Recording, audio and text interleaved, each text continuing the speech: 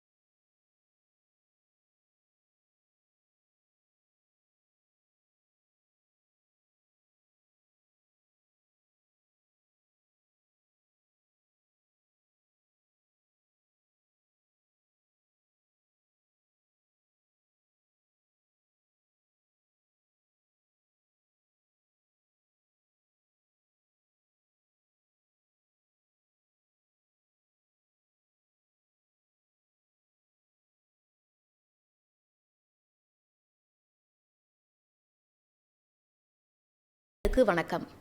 இன்றைய நம்முடைய சிறப்பு நேர்காணல்ல சிட்டி யூனியன் பேங்கினுடைய மேனேஜிங் டைரக்டர் மற்றும் சீஃப் எக்ஸிக்யூட்டிவ் ஆஃபீஸர் திரு காமக்கோடி அவர்கள் இணைஞ்சிருக்காங்க. அவரிடம் நிறைய விஷயங்களை பேசுவோம். வணக்கம் சார். வணக்கம். ஃபர்ஸ்ட் 120 கால லெகசியை பில்ட் பண்ணியிருக்கீங்க, அதற்கு வாழ்த்துகள். சிட்டி யூனியன் பேங்க் அப்படின்னு சொல்லும்போதே பொதுவாக எல்லாத்துக்கும் ஒரு டேக்லைன் ஞாபகத்துக்கு வரும். ராசியான பேங்க், ஈஸியான பேங்க்குங்கிற அந்த டேக்லைன். அது எப்படி உருவாச்சு? நீங்கள் எதிர்பார்த்த அளவுக்கு மக்கள்கிட்ட அது கனெக்ட் ஆகிருக்கு அப்படின்னு நினைக்கிறீங்களா? நிச்சயமாக. அதாவது ஒரு 15 வருஷத்துக்கு முன்னாடி ஒரு அட்வர்டைஸிங் ஏஜென்சியோட எங்களோட ஒரு தொடர்பு ஆரம்பிச்சுது. அப்போது இந்த கலர் ஸ்கீம் எல்லாமே அதுக்கு முன்னாடி ஒரு 20-25 வருஷத்துக்கு ஒரு மாதிரி போயின்ட்டு இருந்தது. அதுக்கு ஒரு மாறுதல் கொடுக்கணும் அப்படிங்கிற போது அவங்க ஒரு நிறையா கஸ்டமர்ஸ்கிட்ட போய் ஒரு சிட்டி யூனியன் வங்கினா என்ன விஷயம் ஞாபகத்துக்கு வருது அப்படிங்கிற மாதிரி ஒரு சர்வே நடத்தினாங்க. அது சர்வே நடத்தின போது நிறையா எல்லார்கிட்டேருந்தும் ஒரு பரவலாக வந்த ஒரு பதில் ராசியான பேங்க் அப்படின்னு வந்தது. அது அவங்க சஜஸ்ட் பண்ணினாங்க, சார் இது நாங்கள் நிறையா பேரை பார்த்தபோது இது ஒரு காமன் த்ரெட் நிறையா உங்களோட வாடிக்கையாளர்கள்ட்டேருந்து வருது, அதனால் இதை வச்சுப்போம் அப்படின்னு சொல்லி முதல்ல அவங்க ராசியான பேங்க் அப்படின்னு தான் அவங்க சஜஸ்ட் பண்ணாங்க. அப்போ தான் எங்களோட கம்ப்யூட்டரைசேஷன் ஆரம்பிச்சது. ஆல்டர்னேட் சேனல்ஸ் எல்லாம் நிறையா அப்போது பில்டு பண்ண ஆரம்பித்தோம். ஏடிஎம் நெட்வொர்க்கெலாம் அது எல்லாத்தோட நோக்கமும் ஒரு பேங்கிங்கிறது ஒரு ஈஸியான விஷயமாக கஸ்டமர்கிட்ட போகணும் அப்படிங்கிற ஒரு கொள்கையோடு தான் அந்த எல்லாத்தையும் ஆரம்பித்ததுனால எங்கிட்ட ராசியான பேங்க் அப்படின்னு போட்டு வந்தபோது அதில் அது அப்போவே சேர்த்து ஈஸியான பேங்க் அப்படிங்கிறதையும் அதில் சேர்த்தோம். அதுக்கப்புறம் எங்களோட அட்வர்டைஸ்மெண்ட் எல்லாத்துலேயுமே அந்த ராசியான பேங்க், ஈஸியான பேங்க்னு வந்த உடனே அது மக்களை பொறுத்தவரையில் அது ஒரு ஈஸியாக தெரிஞ்சுது. அதுக்கப்புறம் கிட்டத்தட்ட ஆல்மோஸ்ட் இப்போ கிட்டத்தட்ட ஒரு 15லேருந்து ஒரு 17 வருஷம் ஆறுது அது அந்த விஷயங்கள் ஆரம்பித்து. நிச்சயமாக அது கஸ்டமர்களை பொறுத்தவரையில் போயிருக்கு. பொதுவாக பேங்க் அப்படின்னு சொல்லும்போதே மக்களுக்கு இன்னும் க்ளோஸாக கொண்டு வர விஷயம் கடன் தான். ஒரு சிறு தொழில் ஆரம்பிக்கிறவங்களாக இருக்கட்டும், ஒரு ஸ்டார்ட் அப் ஆரம்பிக்கணும் அப்படின்னு நினைக்கிறவங்க ரொம்ப நம்பிக்கையாக பேங்க் கிட்ட தான் கடனுக்காக போவாங்க.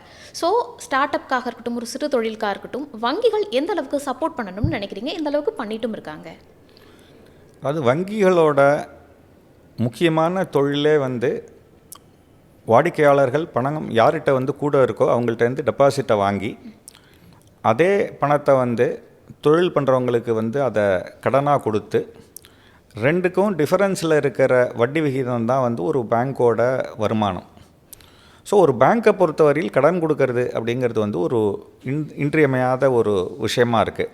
நிறையா விஷயங்கள் இப்போ டிஜிட்டைஸ் ஆகிடுது. முக்கியமாக இப்போ ஜிஎஸ்டி வந்ததுக்கப்புறம் ஜிஎஸ்டி இப்போது அதில் போர்ட்டல்லேருந்து டேட்டாவை எடுக்க முடியும்.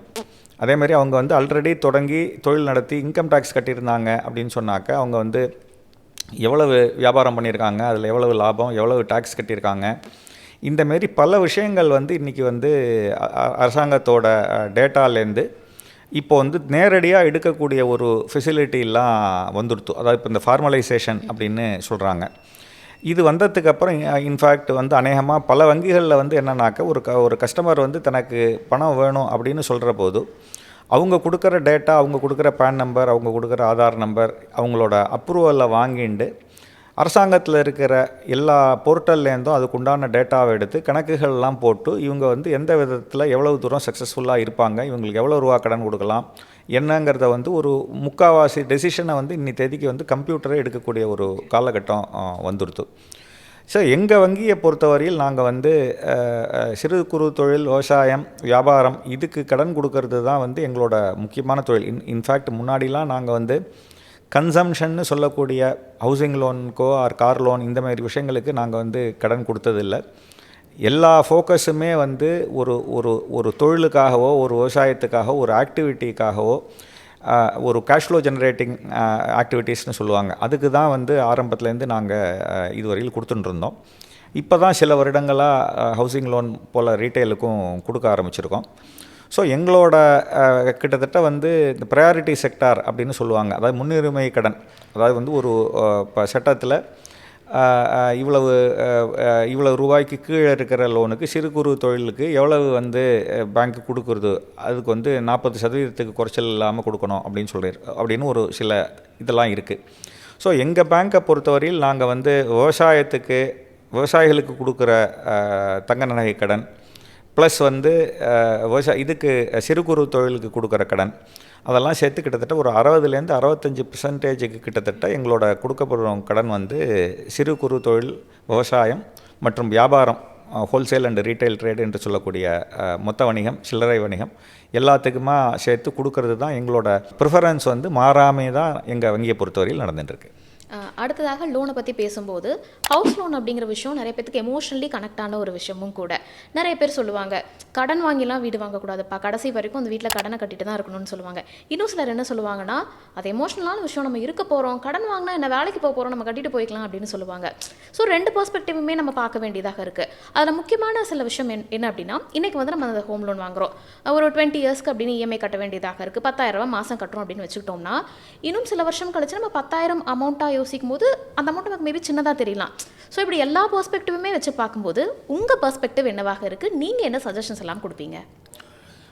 அதாவது முக்கியமாக பார்க்குற போது எல்லாருக்கும் வந்து அவங்களே குடியிருக்க போகிற ஒரு வீடு அப்படிங்கிறது வந்து எமோஷனல் லெவல்லையும் சரி, கன்வீனியன்ஸ்லேயும் சரி, எக்கனாமிக் வேல்யூலேயும் சரி, அதை பொறுத்தவரையில் அதில் வந்து எந்த விதமான செகண்ட் ஒப்பீனியனும் கிடையாது.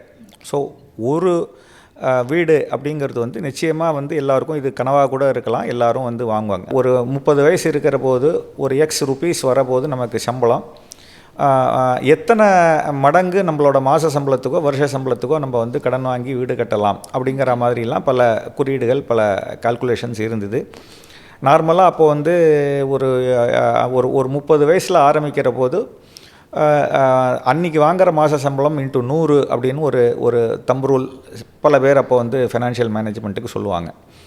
அப்புறம் ஒரு காலகட்டத்தில் வந்து இடம் வேலை, வீடு வேலையெல்லாம் வந்து எப்படி ஏறுறது, ஒரு கணக்கு வந்தது என்னென்னா, அந்த போடுற பணத்தையே நம்ம வந்து இதுக்கு இப்போ பேங்க்லேயோ ஆர் வந்து ஒரு ஷேர் மார்க்கெட்லேயோ இன்வெஸ்ட் பண்ணினா அதோட ரிட்டர்ன் வந்து வீட்டுக்கு கொடுக்குற வாடகையோடு வந்து கூட தான் இருக்கும், அதனால் வாடகையில் இருக்கிறது தான் வந்து கரெக்டு அப்படின்னு வந்து ஒரு ஆப்போசிட் அதுக்கு வியூ வந்தது.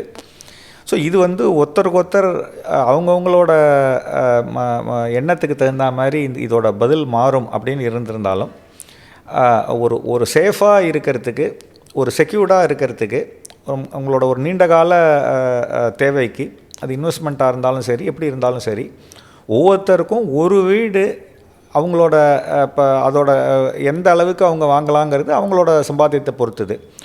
ஆனால் இதுக்கு முன்னாடி இருந்த காலகட்டத்தில் வந்து ஸ்டெபிலிட்டி இருந்தது. ஒரு வேலைக்கு ஒருத்தர் சேர்ந்தாக்கா அவங்க வந்து ரிட்டையர் ஆகிற வரையில் அதே வேலைக்கு இருந்தாங்க. கேஷ் ஃப்ளோ வந்து நிறையா ஒரு இப்போ வேறுபாடு இல்லாமல் வந்து ஒரு அபரேஷன் இல்லாமல் வந்துட்டு இருந்தது. ஆனால் இப்போ வரப்போகிற காலகட்டங்களில் வந்து அதோட செக்யூரிட்டி இப்போ வந்து குறையுது. இப்போ ப்ரைவேட் செக்டாரில் இப்போ முன்ன அளவு வந்து கவர்மெண்ட் ஜாப்ஸோட நம்பர் இல்லை. ஈவன் கவர்மெண்ட் ஜாப்லலாமும் வந்து முன்ன அளவு இருந்த ஸ்டெபிலிட்டி இல்லை. ப்ரைவேட் ஜாப்ஸில் இப்போ நிறையா வந்து இதுக்கு இப்போ கூட இப்போ நிறையா லே ஆஃப்லாம் வருது, இதுக்கு வந்து செக்யூரிட்டி இருக்குமா அப்படின்னு ஒரு பல விஷயங்கள் வருது. பட் எப்படி கணக்கு போட்டு பார்த்தாலும் அப்ரிசியேஷன், குடியிருக்கிற வீடில் அப்ரிசியேஷனும் டெஃபினட்டாக எல்லோரும் பார்க்குறாங்க. ஸோ ஒரு வீடு அப்படிங்கிறது எல்லாருக்கும் நிச்சயமாக வந்து மஸ்ட் அப்படிங்கிறது தான் வந்து நான் என்ன கேட்டாக்க நான் என்னுடைய பர்சனல் அபிப்பிராயமாக சொல்லுவேன். இன்னொரு டவுட்டுமே இருக்கும் சார் காமன் மேனுக்கு, ஹோம் லோன் வாங்கியிருக்கவங்களுக்கு. இப்போ வந்து நான் ஹோம் லோன் வாங்கியிருக்கேன், எனக்கு இவ்வளோ வருஷத்துக்குலாம் இஎம்ஐ கட்ட வேண்டியதாக இருக்குது. இடையில ஒரு அமௌண்ட் எனக்கு கொஞ்சம் பல்காக வருது, ஏதாவதுல ஒரு பிஸ்னஸ்லையோ இல்லைடா டிவிடெண்ட் இல்லை ஏதோ ஒன்று வருது, அதை நான் கொஞ்சம் ஏர்லி பே பண்ணிவிட்டு அந்த ஹோம் லோனை முன்னாடியே அடைச்சிடலாமா அப்படிங்கிற ஒரு டவுட் வரும். இதற்கு உங்களுடைய டிப்ஸாக என்ன சொல்லுவீங்க? அதாவது வந்து இது டெஃபினட்டாக வந்து அடைக்கிறது வந்து ஒரு மனசுக்கு ஒரு பீஸை கொடுக்கும் அப்படிங்கிறதுல எந்த விதமான ஒரு மாற்று கருத்தும் இல்லை. இப்போ வந்து சில சமயம் வந்து முன்னாடி நிறையா சம்பாதிக்கிற போது வந்து இஎம்ஐயை குறைச்சி வச்சுட்டாலோ முன்னாடியே கட்டி முடிச்சுட்டாக்க சில டெசிஷன்ஸ் எடுக்கிறது வந்து ஒரு தைரியமாக எடுக்கலாம் அப்படிங்கிற மாதிரி ஒரு வியூ இருக்குது. எல்லாரும் சில பேர் வந்து ஒரு கணக்கு ஒன்று போட்டு காமிக்கிறாங்க, இது வந்து நிறையா வந்து சேவ் ஆகும் பணம், முன்னாடியே கட்டி முடிச்சுட்டாக்க இவ்வளவு அதில் வந்து சேவிங் இருக்குது அப்படின்னு ஒரு அபிப்பிராயம் வருது. அந்த கணக்கில் நான் வந்து கொஞ்சம் எல்லோரும் மனசில் வச்சுக்க வேண்டியது வந்து என்னென்னாக்கா, நீங்கள் எத்தனை ரூபா ஒரு பேங்க்லேருந்து நீங்கள் கடன் வாங்கி அவுட்ஸ்டாண்டிங் இருக்கோ அந்த கடனுக்கு நீங்கள் வட்டி கட்டிகிட்டு இருப்பீங்க. 20 வருஷத்துக்கு ஒருத்தர் வந்து லோன் வாங்குறார், அவர் வந்து மாதத்துக்கு இத்தனை ரூபாவா இஎம்ஐ கட்டுறார். அவர் 20 லட்சம் ரூபா வாங்கியிருந்தாலும் வந்து அவர் 50 லட்சம் ரூபா திருப்பி கட்டுறார், அதில் 20 லட்சம் ரூபா இப்போ 30 லட்சம் ரூபா அதில் வந்து வட்டியே கட்டுறார். இந்த மாதிரி பல கணக்கு வந்து அதில் வருது. பட் எல்லோரும் புரிஞ்சுக்க வேண்டிய விஷயம் வந்து என்னன்னாக்க, அதுக்கு நீங்கள் வாங்குகிற ஹவுசிங் லோன் வந்து ஒரு 9% இருக்குது, 10% இருக்குது, 8% இருக்குது, என்ன பர்சன்டேஜ் வேணாலும் இருக்கட்டும். எவ்வளவு பணம் உங்களுக்கு வந்து அவுட்ஸ்டாண்டிங் அந்த பேங்க்லேருந்து வாங்கின கடன் இருக்கோ அதுக்கு நீங்கள் இவ்வளோ ரூபா நீங்கள் கட்டிகிட்டு இருப்பீங்க. அதே சமயம் வந்து நீங்கள் உங்களுக்கு வந்து கூடுதலாக பணம் கட்டியிருக்கு அப்படின்னா அதை நீங்கள் இப்போ கடனில் கட்டாத நீங்கள் இன்வெஸ்ட்மெண்ட்டு பண்ணி எந்த சமயத்தில் நீங்கள் இன்வெஸ்ட் பண்ணுறதுக்கு வரக்கூடிய ரிட்டர்ன் வந்து நீங்கள் பேங்க்குக்கு பே பண்ணுற இன்ட்ரெஸ்ட்டோட கூடுதலாக ரிட்டர்ன் இருக்குங்கிற கான்ஃபிடென்ஸ் உங்களுக்கு எப்போ இருக்கோ அதை மனசில் வச்சுட்டு தான் நீங்கள் டெசிஷன் எடுக்கணும். சப்போஸ் உங்களுக்கு வந்து இன்றைக்கி இன்னொரு 10 வருஷத்துக்கு பாக்கி இருக்குது உங்களுக்கு ஹவுசிங் லோன், மாதம் இஎம்ஐ வருது, ஒரு 5 லட்சம் ரூபா உங்களுக்கு வந்து கையில் வந்து பணம் கிடைக்கிது. ஸோ இந்த 5 லட்சம் ரூபாயை இன்வெஸ்ட் பண்ணினா உங்களுக்கு எவ்வளோ ரூபாய்க்கு வருமானம் கிடைக்கும், என்ன ரிட்டர்ன் கிடைக்கும். ஸோ அந்த ரிட்டர்ன் வந்து பேங்க்குக்கு கட்டுற இன்ட்ரெஸ்ட்டோடு உங்களுக்கு கூடுதலாக வரும்னாக்க நீங்கள் பேங்க்குக்கு கட்டுறது புத்தாலித்தனம் இல்லை. பட் உங்களுக்கு வந்து அந்த அதோட குறைச்சலான ரிட்டர்ன் தான் கிடைக்கும். ஸோ பேங்க்குக்கு பே பண்ணினா நீங்கள் இன்ட்ரெஸ்ட்டை சேவ் பண்ணுவீங்க அப்படின்னு சொன்னாக்க இன்ட்ரெஸ்ட்டுக்கு சேவ் பண்ணுறது நீங்கள் அதுக்கு தகுந்த மாதிரி டெசிஷன் எடுக்கிறது பெட்டர். கடனை பற்றி பேசும்போது கண்டிப்பாக தவிர்க்க முடியாத ஒரு டாபிக் அப்படின்னா லோன் ஆப்ஸ் எல்லாமே நிறையா வந்துருச்சு, நிறைய வந்துட்டுருக்கு. இதனால் சும்மா யங்ஸ்டர்ஸ் கூட டெய்லியும் யூஸ் பண்ண ஒரு சின்ன அமௌண்ட் கடனாக வேணும்னா கூட ஆப்பில் வாங்கிக்கலாம்னு நினைக்கிறாங்க. இது ஃப்யூச்சரில் ஒரு இப்போவே நிறைய ட்ராப்குள்ளே சிக்கிற மாதிரியான சூழ்நிலை இருக்கும்போது எதை நோக்கி போகும்னு நீங்கள் நினைக்கிறீங்க? ஏன்னா உங்களோட எக்ஸ்பீரியன்ஸ்க்கு நீங்கள் நிறையா பார்த்துருப்பீங்க, இதை எப்படி பார்க்குறீங்க? அதாவது நீங்கள் இந்த கேள்வி கேட்குற போது நாங்கள்லாமும் வயசாகி முந்தின தலைமுறை ஆனதுனால ஒரு சில விஷயங்களை வந்து நம்மளோட பெரியவங்க சொல்லியிருக்கிறது வந்து சிறுக கட்டி பெருக வாழ் அப்படின்னு ஒரு பழமொழி அந்த காலத்தில் ஸ்கூல் படிக்கிறது எல்லாமும் அதெல்லாம் பாடத்தில் எல்லாமும் வரும். எப்போதுமே ஒவ்வொருத்தருக்கும் நம்ம சொல்லி கொடுக்க வேண்டிய விஷயம் வந்து என்னன்னாக்க, நம்ம செலவழிக்கிறது வந்து நம்மளோட வருமானத்துக்குள்ளே இருக்கணும். இது வந்து நாடாக இருந்தாலும் அதுதான் முக்கியம். செலவு வந்து வருமானத்தோட கூட வந்ததுன்னா கடன் வாங்க வேண்டிய ஒரு சிச்சுவேஷன் வரும்.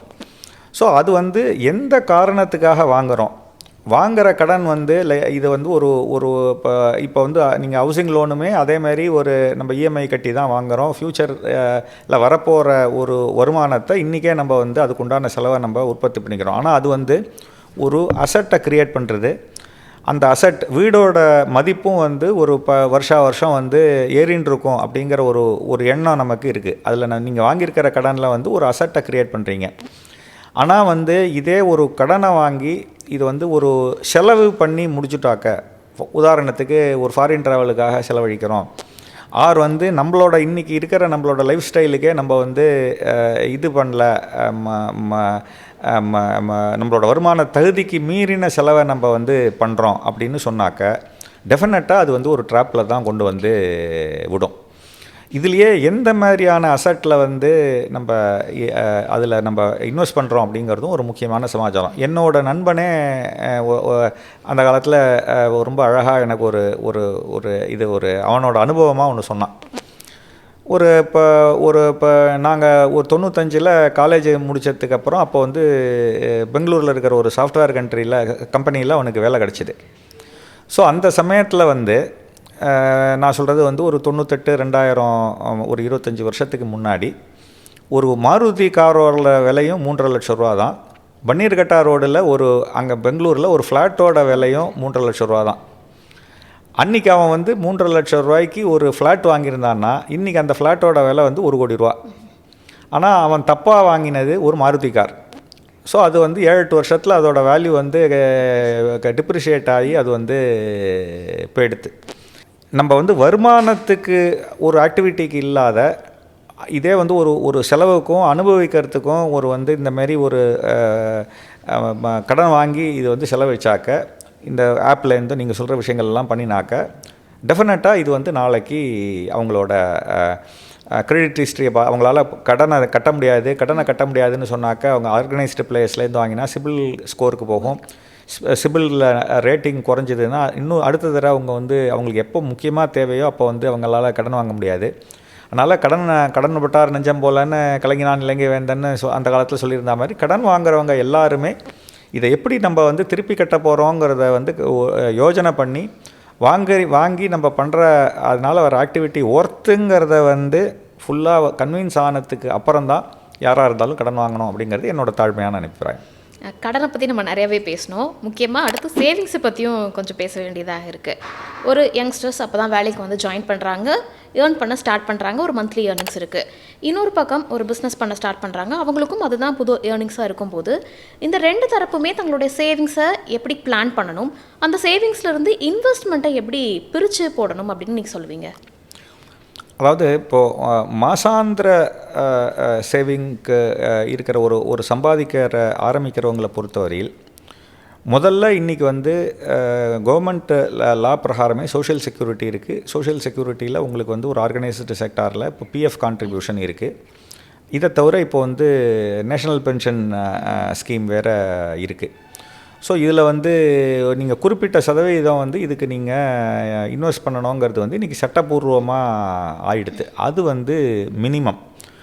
நீங்கள் வந்து மினிமம் முடிகிற இப்போ இப்போ சேவிங்ஸோட கூடுதலாக நீங்கள் வந்து இப்போது இந்த ஸ்கீம்லலாம் அதில் வந்து இன்வெஸ்ட் பண்ணுறதுக்கும் இன்றைக்கி வந்து வாய்ப்புகள்லாம் இருக்குது. இப்போ சில வருஷங்களுக்கு முன்னாடி வந்து நம்ம ஒரு ஃப்யூச்சருக்காக சேவ் பண்ணுற பணம் பிஎஃப்ஆர் இருந்தாலும் சரி, இந்த மாதிரி பென்ஷன் ஃபண்டாக இருந்தாலும் சரி, அப்போல்லாம் வந்து கவர்மெண்ட் செக்யூரிட்டிஸில் தான் வந்து சேவ் பண்ணணும் அப்படிங்கிற மாதிரி ஒரு கான்செப்ட் இருந்தது. அப்புறம் சப்சிக்வெண்ட்டாக அதில் ஒரு போர்ஷன் வந்து ஸ்டாக் மார்க்கெட் இன்வெஸ்ட்மெண்ட்டும் பண்ணலாம் அப்படிங்கிற மாதிரி ஒரு சுச்சுவேஷன் வந்து அதை வந்து ஃபண்ட் மேனேஜர்லாம் இருக்காங்க, அவங்கெல்லாம் பார்த்துப்பாங்க. ஸோ அதில் வந்து அவங்க வந்து எந்த ஸ்டேஜில் இருக்காங்க, அதாவது வந்து அதுவும் பர்டிகுலர்லி ஆரம்பிக்கிற போது வந்து யாருக்குமே ஆரம்பிக்கிற போது சம்பளம் குறைச்சலாக இருக்க மாதிரி தான் இருக்கும். அதுக்கப்புறம் போக போக தான் அது வந்து அவங்களோட ப்ரொமோஷன், அவங்களோட ஃப்யூச்சருக்கு தகுந்த மாதிரி வந்து அவங்கள சம்பாதிக்கிற அமௌண்ட்டும் வந்து ஏறப்போகுது. ஸோ அவங்கள பொறுத்தவரையில் முக்கியமாக வந்து போஸ்ட் ரிட்டையர்மெண்ட்டுக்கு என்ன பண்ண போகிறோங்கிறதுல ஆரம்பத்துலேயே இருக்கணும். அப்போ தான் வந்து அதுக்குண்டான கார்பஸ் வந்து அதிகமாக சேரும். இதை தவிர வந்து எந்தெந்த ஸ்டேஜ் லைஃப்பில் வந்து என்னென்ன பணம் தேவைப்படுங்கிறதுக்கு ஒரு பிளானிங் வேணும். உதாரணத்துக்கு எடுத்துட்டோம்னாக்கா ஒரு புதுசாக இப்போ காலேஜ் முடித்து சேர்ந்தவங்கன்னா அடுத்தவங்களுக்கு வந்து கல்யாணம் பண்ணி ஃபேமிலி போடுற மாதிரி இருக்கும். ஃபேமிலி போட்டதுக்கப்புறம் அவங்க வந்து ஒரு வெஹிக்கிள் வாங்குற மாதிரி இருக்கும். அதுக்கப்புறம் வந்து குழந்தைகள் அவங்களோட படிப்பு வர மாதிரி இருக்கும். அதுக்கப்புறம் ஒரு 10-15 வருஷம் கழித்து அவங்கள இப்போ ஒரு கட்டத்தில் வீடு ஆரம்பிக்கிற மாதிரி இருக்கும். அதுக்கப்புறம் குழந்தைகள் படிக்கிறதுக்கு போகும். அப்புறம் குழந்தைகளோட கல்யாணம், ஃப்யூச்சர் வரும். இந்த மாதிரி வந்து பல காலகட்டங்களுக்கு தகுந்த மாதிரி அவங்களோட ரிக்குயர்மெண்ட் வந்து மாறும். அதை மனசில் வச்சுட்டு ஆரம்பத்துலேருந்தே கொஞ்சம் கொஞ்சமாக வந்து சேர்க்க ஆரம்பிச்சுட்டாக்கா அதுக்கு தான் ஸ்டார்ட் ஏர்லி அப்படின்னு சொல்கிறாங்க. ஏன்னா அது வந்து பவர் ஆஃப் காம்பவுண்டிங் அப்படிங்கிறது வந்து ரொம்ப ஒரு முக்கியமான விஷயம். நீங்கள் 50 வருஷம் கழிச்சு எவ்வளோ ஆரம்பித்தாலும் 50 வயசுக்கு அப்புறம் வராது. நீங்கள் முன்னாடியே ஒரு 25-30 வயசுலேருந்து கொஞ்சம் கொஞ்சமாக ஆரம்பித்தாலே அந்த பவர் ஆஃப் காம்பவுண்டிங்கில் ஃப்யூச்சரில் வரும் அப்படிங்கிறது தான் விஷயம்.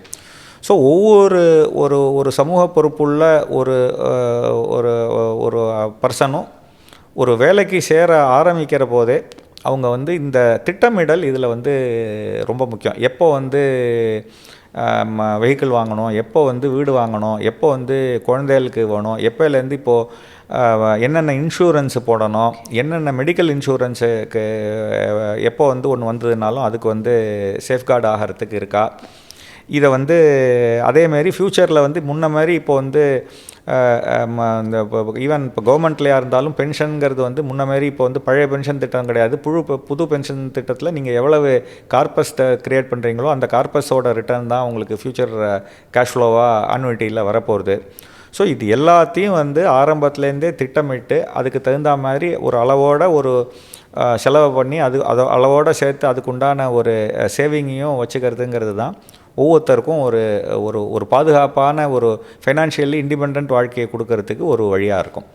கொஞ்சம் முன்னாடி ஜென்ரேஷன்லாம் எடுத்து பார்த்தோம் அப்படின்னா யூஸ்வலாக சேவ் பண்ணுறது என்ன பண்ணுவாங்க, எஃப்டியில் போடுவாங்க, ஆர்டியில் போடுவாங்க, கொஞ்சம் தங்கம் வாங்கி வைப்பாங்க. இந்த மாதிரியான வழிமுறைகளை ஃபாலோ பண்ணிட்டு வந்துட்டு இருந்தாங்க.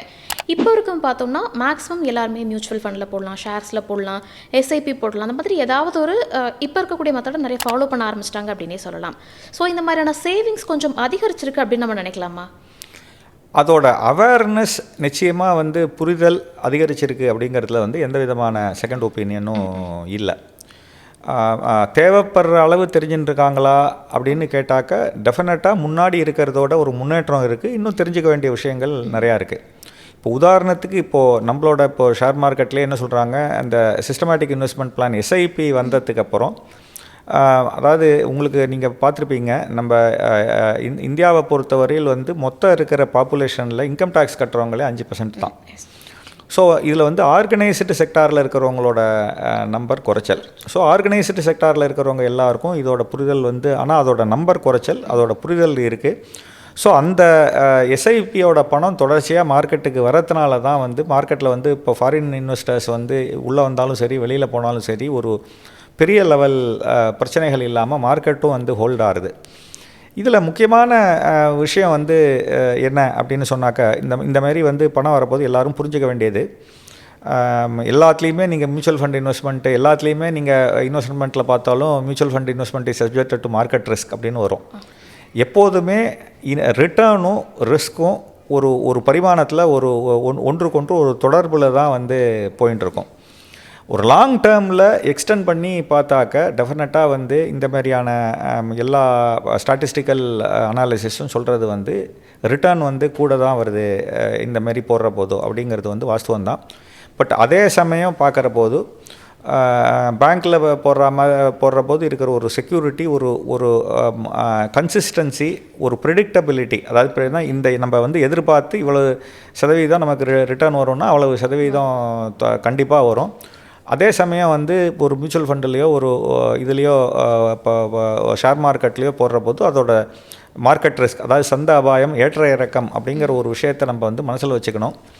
இது ஏன் முக்கியம் அப்படின்னா, நம்ம வந்து சில விஷயங்கள் இப்போ வந்து ரிட்டையர்மெண்ட் அப்படின்னா அது வந்து ஒரு 30 வயசில் ஆரம்பிக்கிறவங்க அது ஒரு 25-30 வருஷம் கழித்து வரப்போகிற விவகாரம். அதுக்கு நடுப்புற எவ்வளவு தூரம் வந்து ஏற்ற இறக்கம் இருந்தது அப்படிங்கிறது வந்து நம்ம வந்து பெரிய லெவலில் கவலைப்பட வேண்டியதில்லை. இப்போ ஒரு இறக்கம் இருந்ததுனாலும் அடுத்து இன்னொரு 10 வருஷத்துக்குள்ளே திருப்பி ஏறி சரியாயிடும் அப்படிங்கிற ஒரு கான்ஃபிடன்ஸ் இருக்கும்.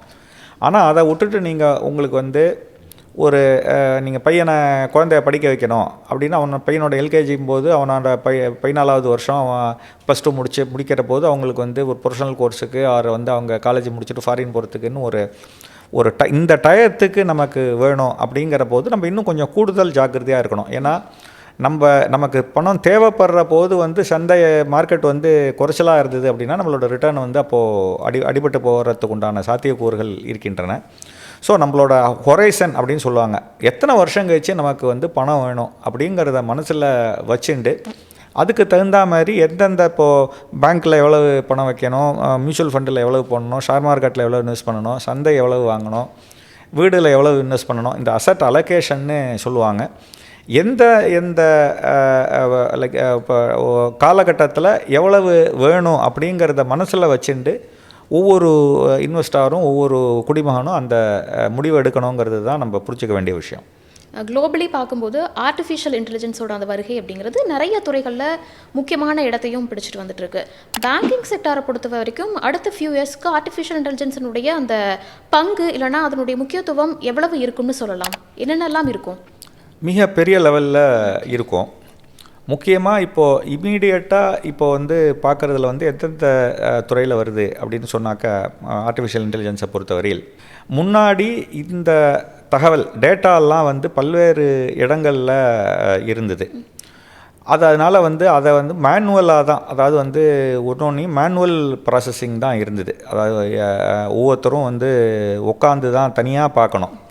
பட் ஆனால் இப்போது வந்து ஒரு லெவலில் எல்லா டேட்டாவும் பல்வேறு இடத்துலேருந்து அதை வந்து ஒரு எடுக்கக்கூடிய ஒரு டெக்னாலஜிக்கல் டெவலப்மெண்ட்டு வந்து அதை தவிர இல்லாமல் பேட்டர்ன் எப்படி பார்க்குறது, இப்போ மிஷின் லேர்னிங் இந்த மாதிரிலாம் வரபோது வந்து லைக் இப்போது இன்றைக்கி எப்படி இருக்குது நிலவரம் அப்படின்னு சொன்னாக்க, உதாரணமாக இப்போ வந்து ஒருத்தர் வந்து இப்போ இதுக்கு தனக்கு 10 லட்ச ரூபா நான் எனக்கு கடன் வேணும் அப்படின்னு நான் டேட்டாவில் கொடுத்தேன்னாக்க, நான் வந்து இந்த 10 லட்ச ரூபா கடன் வாங்கிறதுக்கு தகுதி உள்ளவனா, நான் வந்து எந்த ஊரை சேர்ந்தவன், எனக்கு எவ்வளோ ரூபா பணம் வருது, நான் எவ்வளோ ரூபா வந்து சேர்க்குறேன், இன்கம் டேக்ஸ் எவ்வளோ ரூபா கட்டுறேன், இதுக்கு முன்னாடி நான் இப்போ லாஸ்ட்டு ஒரு 10 வருஷத்தில் கடன் வாங்கின பணம்லாம் நான் எவ்வளோ ரூபா வாங்கியிருக்கேன், அந்த பணத்தெல்லாம் நான் வந்து காலகாலத்தில் எந்த விதமான தடங்களும் இல்லாமல் நான் வந்து கட்டியிருக்கேன்னா, இதை தவிர இல்லாமல் ஏன் வயசில் இருக்கிறவங்கள் எல்லாம் வந்து எப்படி கட்டியிருக்காங்க, என்ன மாரி ஈக்குவலாக படித்தவங்கள்லாம் எப்படி கட்டியிருக்காங்க, இந்த மாதிரி இருக்கிற பல இன்ஃபர்மேஷனை வந்து ஒன்று திரட்டி நான் வந்து இப்போ கடன் வாங்கினேன்னா பணம் திருப்பி கட்டுறதோட சாத்தியக்கூறுகளில் என்னென்ன பிரச்சனைகள் வரலாம், இதுக்கு வந்து என்ன ரிஸ்க் என்ன இருக்குது அப்படிங்கிறதெல்லாம் கணக்கு பண்ணுறதுக்கு இப்போது ஏஐலாம் நிறையா இப்போது ஹெல்ப் பண்ணுறது. அதோட டெவலப்மெண்ட்டு லாஸ்ட்டு ஒரு 5-6 வருஷத்தில் வந்து மிகப்பெரிய லெவலில் இருக்குது. அடுத்த 15-10 வருஷத்தில் வந்து இன்னும் ஒரு பெரிய லெவலில் இது இந்த கடன் கொடுக்குற டெசிஷனை வந்து இது எடுக்காதுங்கிறத பற்றி சொல்கிறாங்க, பேட்டர்னை காமிக்கும். இதேமாரி வந்து ஃப்ராடு டிடக்ஷனில் இது வந்து என்ன மாதிரியான டிரான்சாக்ஷன் நடக்குது, இது வந்து நீங்கள் ஃப்ராடுலேயே கடன் வாங்குறவங்க பண்ணுற ஃப்ராடு இருக்குது, நம்ம நிறையா கேள்விப்பட்டிருக்கோம். இதை தவிர வந்து இந்த ஆப்ரேஷன்ஸில் இப்போ சைபர் ஃப்ராடெல்லாம் நம்ம பார்க்குற போதே அதோட ஒரு ஆரம்ப காலகட்டத்திலேயே இதில் வந்து நம்ம அந்த பேட்டர்னை கரெக்டாக கண்டுபிடிச்சி இந்த விஷயங்கள் நீங்கள் பண்ணினீங்கன்னா இதில் என்னென்ன விதமான ரிஸ்க் இருக்குது அப்படிங்கிறத சொல்லக்கூடிய அளவு இப்போ அல்காரிதம்லாம் வந்து இப்போது வந்துட்டுருக்கு, டெவலப் ஆகிட்டே இருக்குது. ஃப்யூச்சரில் இன்னும் பெரிய லெவலில் ஆகும். நம்ம முன்னேற்றங்களை பற்றிலாம் பேசும்போது சில சவால்களை பற்றியுமே டிஸ்கஸ் பண்ண வேண்டியதாக இருக்குது. அது வங்கிகளுக்கு இருக்கக்கூடிய சவால்களாக இருக்கட்டும், இல்லைனா ஒரு காமன் பீப்புளுக்கு இருக்கக்கூடிய சவால்களாக இருக்கட்டும். நிறைய பேர் சொல்கிற விஷயம் என்னென்னா, கிரெடிட் கார்டு இருக்குது பார்த்துக்கலாம், கிரெடிட் கார்டு இருக்குது மேனேஜ் பண்ணிக்கலாம், இந்த மாதத்தை ஓட்டிடலாம் அப்படிங்கிற மாதிரியான விஷயத்த சொல்லுவாங்க. பட் கொஞ்சம் நாள் கழித்து பார்க்கும்போது அதில் கொஞ்சம் சில சிக்கல்களுமே இருக்கும், சரியாக பே பண்ண முடியாமல் போகிறது அந்த மாதிரி. ஸோ பீப்புளுக்கு கிரெடிட் கார்டு குறித்தான அந்த புரிதல் அப்படிங்கிறது இன்னும் ஃபுல்லாக இல்லை அப்படின்னு நம்ம எடுத்துக்கலாமா? அதே நேரத்தில் கிரெடிட் கார்டு சம்மந்தமாக வங்கிகள் சந்திக்கக்கூடிய சவால்கள் என்னவாக இருக்குது? ஒரு பேங்க் வந்து பார்க்குற போதே ஒரு 100 பேருக்கு கிரெடிட் கார்டு கொடுத்ததுன்னா அதில் அட்லீஸ்ட் வந்து ஒரு குறிப்பிட்ட சதவீதம் வந்து அவங்க ரோல் ஓவர் பண்ணி அதுக்கு வந்து இன்ட்ரெஸ்ட் கட்டுறாங்க. அது இருந்தால் தான் வந்து பேங்க்கை பொறுத்தவரையில் வந்து அது லாபம்.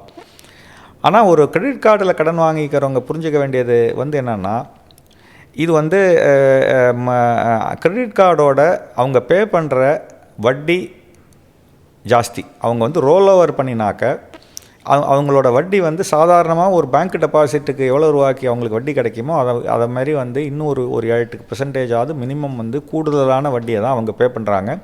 கிரெடிட் கார்டில் வாங்குகிற கடன் வந்து அது வந்து ஒரு காஸ்ட்லி கடன். நான் இப்போ பேங்கராக பேசலைங்கிறதோட நான் வந்து ஒரு கன்சியூமராக பேசணும் அப்படின்னு சொன்னாக்க, ஒரு பொறுப்பாக இருக்கக்கூடிய ஒரு குடும்பத் தலைவர் ஆர் வந்து ஒரு சிட்டிசன் கிரெடிட் கார்டில் கடன் வாங்குறதுங்கிறத ரொம்ப ஒரு ஆபத்தில் காலத்துக்கு வச்சுக்கணுமே தவிர அடிக்கடி அதை உபயோகப்படுத்தி, அதுவும் அந்த சொன்ன தேதியில் பணம் கட்டாத அது 10% மட்டும் கட்டிட்டு அவர் வந்து அதை இதுக்கு ஓவர் டியூக்கு இஎம்ஐயாக வாங்கிட்டு அதை வந்து ஒரு கடனாக அதுக்கு வந்து இன்ட்ரெஸ்ட் கட்டினார் அப்படின்னு சொன்னாக்க, அது வந்து ஒரு நல்ல ஃபைனான்ஷியல் மேனேஜ்மெண்ட்டாக இருக்க முடியாது. ஒரு பர்சனை பொறுத்தவரையில் அவர் கட்டக்கூடிய வட்டி அதுக்கு வந்து ரொம்ப ஜாஸ்தி. ஒரு பேங்க்கு சைடுலேருந்து பார்க்குற போது அதுதான் பேங்க்குக்கு வருமானம் கொடுக்குறது அப்படிங்கிறது ஒரு பக்கம் நிஜமாக இருந்தாலும், நான் ஒரு கன்சியூமர்னு பார்க்குற போது அது வந்து ஒரு புத்திசாலித்தனமான ஒரு நிதி நிர்வாகமாக இருக்காது.